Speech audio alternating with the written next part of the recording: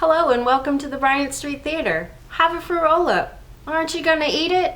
Oh, for Christ's sake!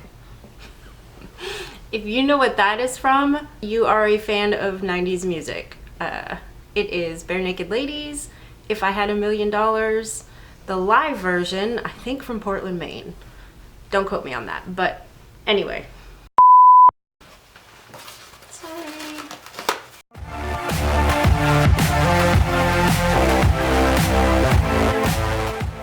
My name is Jaime Leigh. I'm a mixed media artist.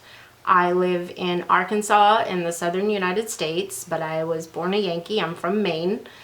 And I live here with my fiance, our 5 children and a blended family, and our 4 dogs. We have a boxer, a Dalmatian, a wolf Malamute mix, and my little Frenchie Stella.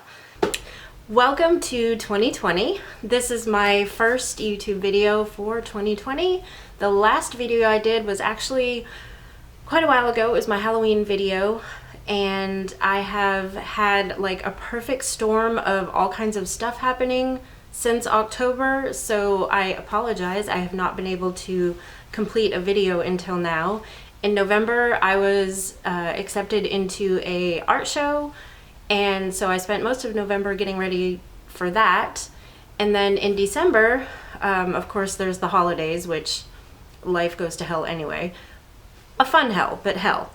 And I also had my sister and her husband come down to stay with us for 2 weeks over Christmas, which was awesome. And also, I got nothing done. So it was kind of great and kind of scary sitting there going, oh my gosh, I'm not getting anything done.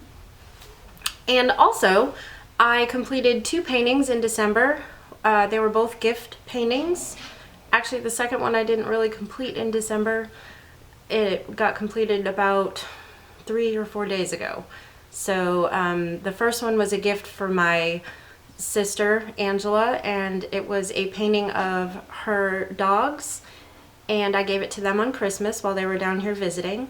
And the second painting was my husband is an auto mechanic, and it was basically his biggest client, a painting of him and his wife and their Corvette 467, and that's the one I completed just a few days ago and gave to them. Both of them went over really well, and that's pretty much what I spent December doing, is painting those 2 paintings. So now we are back.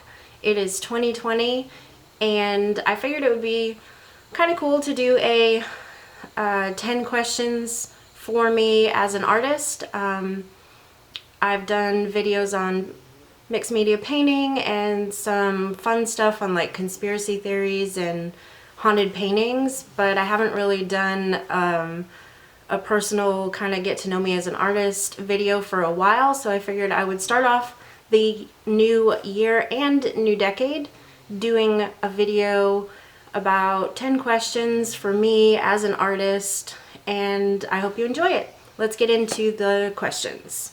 Oh, P.S. if you hear snoring, it is my dogs.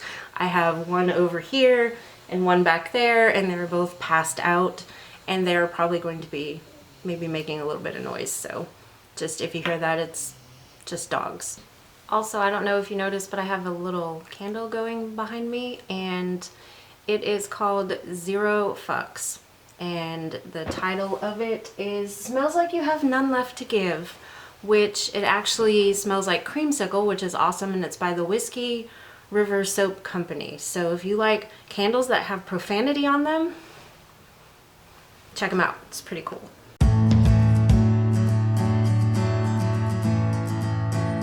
I actually am inspired by a lot of things. For a while I did sharks. I was really inspired by great white sharks. I've done Day of the Dead, Dia de los Muertos, and I've been inspired by that for a long time. Before, I'd say probably 2016 to 2017, I was inspired by so many things, but I really didn't feel confident that my paintings or my art could do anything justice because I didn't really have the skills I needed yet. And now I'm kind of getting there. When I do my portrait paintings, I'm inspired by an interesting photograph, either a person who has an interesting expression or something memorable about their face or the way they look, something that captures your attention. Those are the kind of photographs I like to paint from. And I'm also inspired by color combinations. I know that sounds kind of odd, but like if I'm watching something on a video or if I see an advertisement or just somewhere out in the world where I see like colors that really kind of go together in an interesting way, you can bet those are going to show up in a painting soon, because I just love finding cool new ways of putting colors together. And then when I do my mixed media, I try to go along with that whole theme by using beads and glitter and paper and all of that kind of go together with that color combination. So sometimes that's where I start my paintings at, is just with thinking of some colors that would look awesome together, and then it just kind of goes from there. Other times I have a portrait or a photo in mind and I start there, and then I kind of do the colors as I go. So it really kind of depends. The other thing that a lot of times will inspire my art is a song, a concept, or a song lyric. A lot of times that will inspire my paintings. For example, this painting right here is inspired by the song Clubbed to Death by Rob Dugan, and that is from a photograph of him, and I just kind of took the idea of what the song kind of makes me think of and that photograph makes me think of and put it together to create that painting.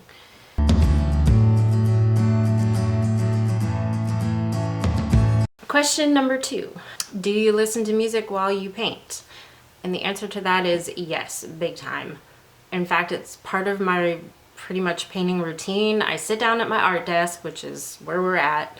I open my laptop, I pull up Pandora or YouTube or iTunes, and I have to have music playing, and pretty much that kind of sets the whole tone for what I'm doing. And if it's too quiet and I don't have music playing, I feel a lot less inspired, and especially because I like music that has like interesting beats or catchy like lyrics or something like that. It kind of helps me get in the zone and kind of gets me moving and inspired to paint. And if I don't have that, then kind of feel like a slug. So I also I have like a bunch of Pandora playlists that I pull up. I have YouTube playlists, and I even created a YouTube playlist. So if you wanted to check out the kind of songs I listen to, I will link that below. The songs on there include Nevermind by Dennis Lloyd, Finally Moving by Pretty Lights, and Painting Grays by Emmett Fenn. And then I think there's like 15 songs total on there, so there's a bunch more obviously, but those are the songs that kind of show up in my playlist over and over again because they're my favorites. So if you want to check that out, you're welcome to. But yeah, music, art, it kind of goes hand in hand for me.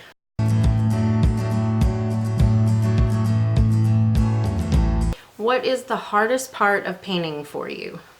So for me, the hardest part of painting is, especially when I'm doing a portrait or a painting from a photograph, I am a stickler for getting the features right.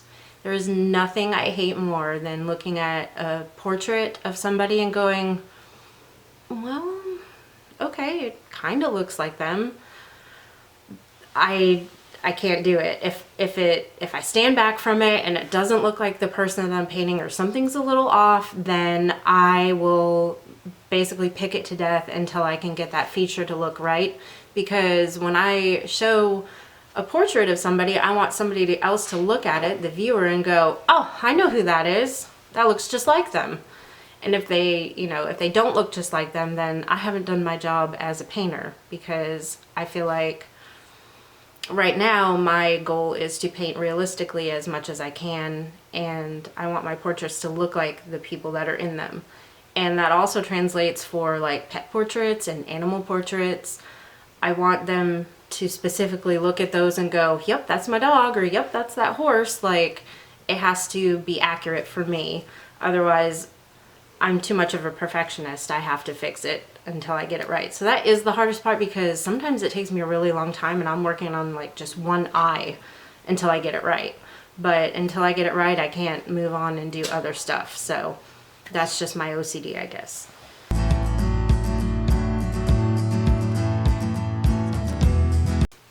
What is the art supply that you can't live without? I had a hard time with this one because I was kind of going through a bunch of different art supplies, like, oh, I love that one and I love that one. And finally I had to tell myself, okay, if you were alone on a desert island and you only had one art supply, what would it be? And I finally was like, okay, it would be paint. And if it had to be just any kind of paint, that would be okay. But specifically, I would probably pick my dual oils, which are water-soluble oil paints. And the reason why I pick paint over some other like more basic supplies is because I feel like I can pretty much start a painting with paint, and I can paint on a lot of different surfaces. So, and I would be able to use colors and I wouldn't feel restricted. I feel like if I had like just a pencil, or, you know, if I had just paper, well, what would I do with it? Tear it up? So paint for me is definitely the supply that I can't live without.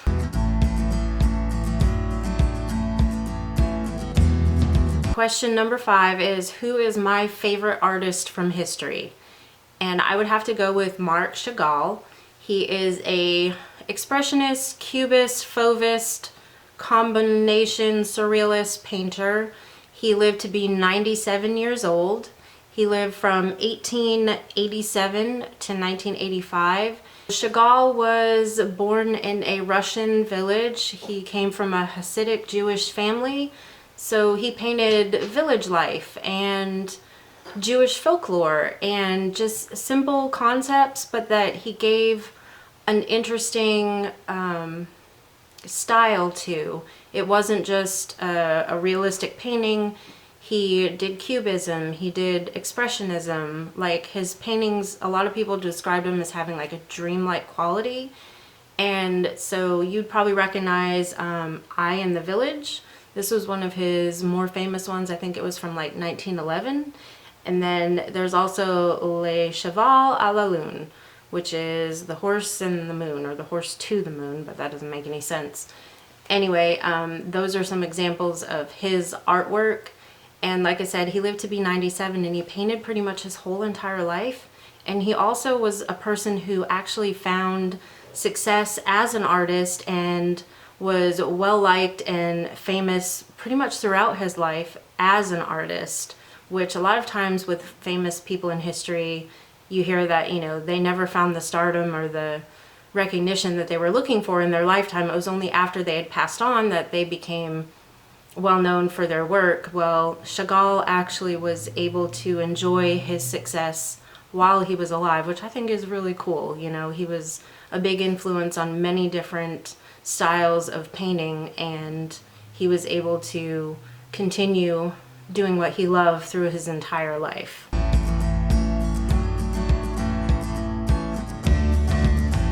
Question number 6, who is my favorite contemporary artist? For this one, I'm gonna have to go with Ashley Longshore. I have followed her on Instagram for many years now, and if you know who she is, you probably know that she does like bright, fun, really catchy paintings, and she has a really out there ballsy style. And if you don't like swearing, you probably won't like her because she is not safe for work, basically. Her concepts and her paintings, they are just very inappropriate, but I love it. I think it's awesome because she says what everybody is thinking in her paintings. And I also love that she's such a positive person. If you like look at her feed, she tries to post happy, positive things, but saying that, you know, this isn't just positive bullshit. This is, you know, to help boost you if you're feeling down, or, you know, to give you a smile if you're having a rough day. And, you know, if you're feeling like, am I ever going to make it? You know, you're going to get there, because I was there too. She started from basically nothing and kind of worked her way up, even though, you know, people told her no. She just stuck to her style and stuck to her painting, and now she's kind of everywhere. She's in magazines, she's on television, she's in fashion shows. She just has really reached that successful artist status, and despite all the people that originally told her you're never going to be an artist, well, she basically said, fuck you, I'm going to do it anyway, which I just love that. Her attitude is amazing.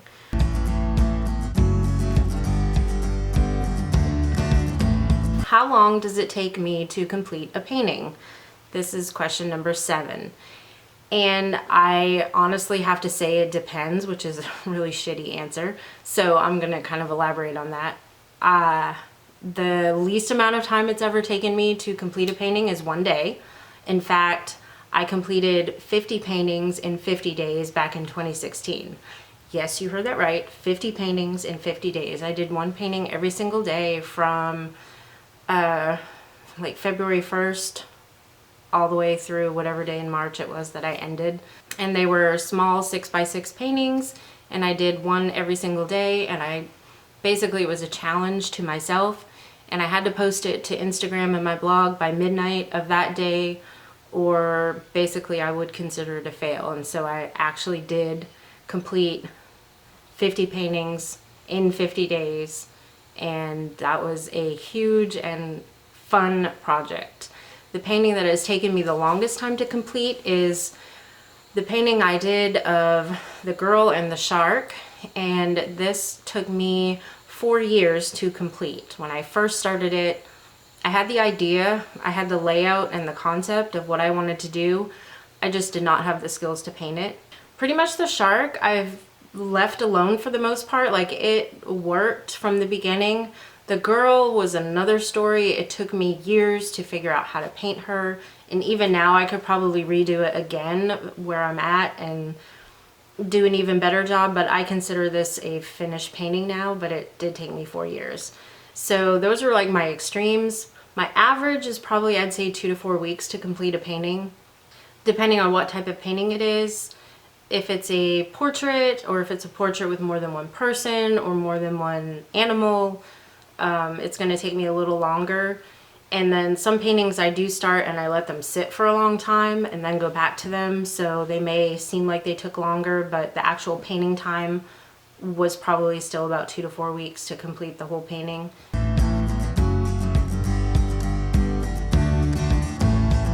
Question number 8. Do you have any bad painting habits? No. Let's move on. Okay, fine.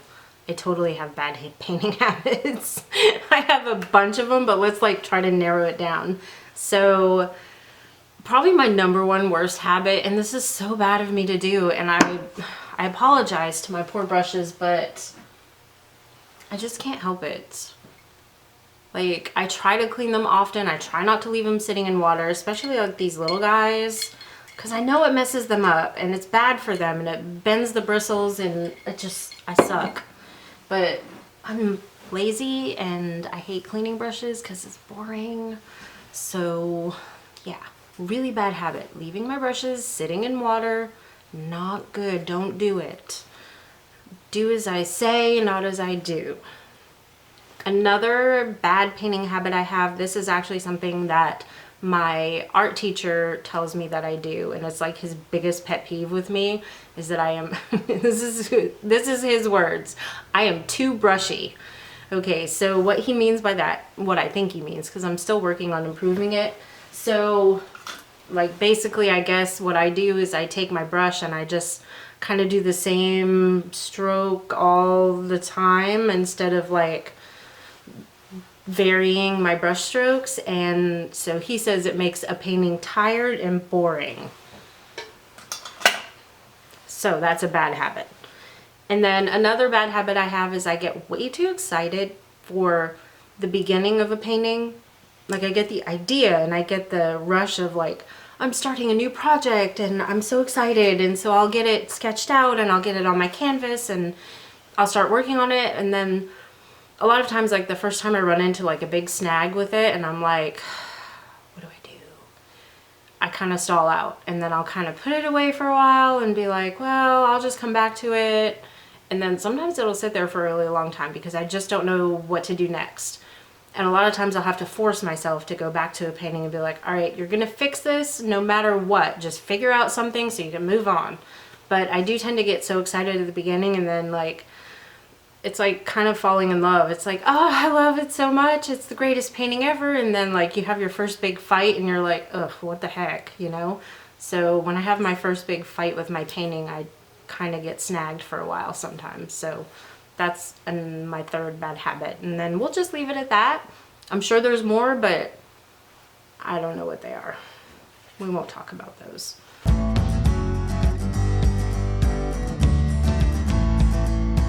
So question number 9. What is my favorite painting that I've painted? I kind of debated on this one for a little bit because it's kind of like trying to pick your favorite kid. Like, how in the world do I pick the favorite painting I've done? Because at different stages in my life, I've done different types of things and they were valuable and they taught me a lot. But I finally narrowed it down and I'm going to go with Queen. And this painting was completed in 2018. She is actually hanging right over there on my dining room wall right now. So, you know, if this painting is something that I would hang in my own house, and yes, she is. She's hanging right over there. I spent a long time on this painting and I really wanted to do it justice. And I started it and I was kind of going well. And as you can tell from the photo, she has like really intricate crown and really intricate jewelry, a really intricate shirt, and you can't just fudge that stuff. Like, it has to look right or the whole painting kind of looks off. Like, her face looks very almost photographic quality. You can't just have like a half-ass crown and earring with this gorgeous, beautifully painted face. So I got real frustrated because I was like, ugh, I don't want to do these. Like, it was going to be so much work. And so I did one version of the painting and I actually got, I'd say 3/4 of the way done with the painting, maybe a little bit more. And it had so many issues, like structural issues to it, that I literally was like, I don't know what to do anymore. So I started over from the beginning. I got a brand new canvas. I redrew out the, you know, the actual portrait, and I just started from scratch. And that is the painting that is completed. The other painting I still have, and it is still like not done. So the other thing I did with this painting is that I kind of tricked myself into doing the crown and the earrings and the shirt. I turned my painting upside down and I turned my reference photo upside down, and then I painted the crown and the jewelry and the shirt just by looking at my reference of like colors, shadows, and light. And I just, so I could kind of trick my brain into painting what was there instead of what I think it should have looked like. And then when I was finished doing all of that, I turned my painting back around, and sure enough, the crown looked like a crown. It looked like jewels. It looked like the earring was correct and the shadows were correct, and everything came together because I took the time. Like, probably doing just those 3 things took me at least a week, at least several days. I mean, it was not a fast process. It was very like time consuming because I wanted to get it right. So I think that's probably one of the reasons why this is my favorite painting, is because I really took the time to make it the best painting I could possibly do. And a lot of times I'll complete a painting and kind of go back to it and look and go, yeah, I could have done some stuff better there. But this one, I look at it and I'm like, you know what? I did the best I could do. So that is my favorite painting that I've ever painted.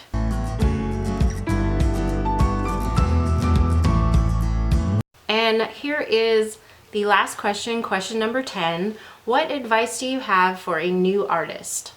My best advice for someone who is just starting out is learn.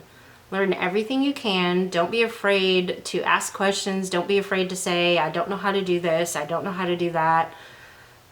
Basically, we can go anywhere now to figure out how things are done. You can ask an actual person who is in your community, you know, an artist or somebody who's knowledgeable, an expert. You can get a book, you can look in magazines, you can go online, you can watch YouTube videos, you can take classes, you can take physical classes or online classes. Like, there's so many ways to learn how to do something that there's just really no excuse anymore. So my best advice is to just learn what you want to know in order to do the art you want to do. And the more you learn, the more you practice, the better you will get. And pretty soon you'll be able to look at all of what you've done and see how far you've come. And that is such a cool feeling. So hang in there. just because you don't know something today doesn't mean you can't figure it out and learn it and practice it.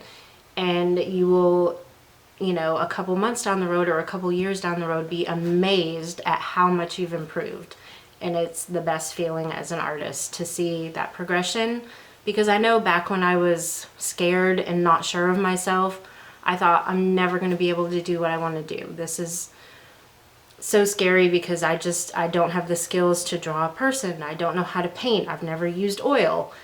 The more I learned, the better I got, and the better I got, the more I wanted to do, and I just have turned my art into something I do every single day now. So that is 10 questions getting to know me as an artist. And if you want another video like this with more questions, you can leave me your questions below if you have questions about art. I've been doing art for over 10 years now, with taking like actual classes from a professional artist for the last probably about 2 years. So I've learned a lot, and I can answer your questions if you have them about art, about, you know, oil painting, about mixed media. I also have a blog, and I will link it below. And I've actually done this as a blog post too, so if you'd like to see it written out, you're welcome to go there. And I post on my blog about mixed media art techniques, about painting, about supplies and materials and ideas and artists that I find fascinating, and anything else related to art basically. So if that's something you're interested in, like I said, I'll link it down below. And I just really thank you for watching today. I hope you'll stick with me in 2020. I promise I will not dump you again like I did from October till now. That was a whirlwind of a couple of months. I swear I feel like October, like Halloween happened, and then literally like 2 days later it was Christmas, and I'm like, what the hell happened? I don't know. So I have some ideas for upcoming videos, doing more like conspiracy videos. That was fun. Trying to find a little more off the beaten path type stuff, like my haunted painting one. That was really fun to do. So if you're interested in that type of thing, let me know also down below. And if you have any ideas or thoughts or things that you'd like to see in a video, just drop it in the comments and I will take a look, and that will help me figure out what you guys like to see. So have a great day, and I will see you next time. Bye!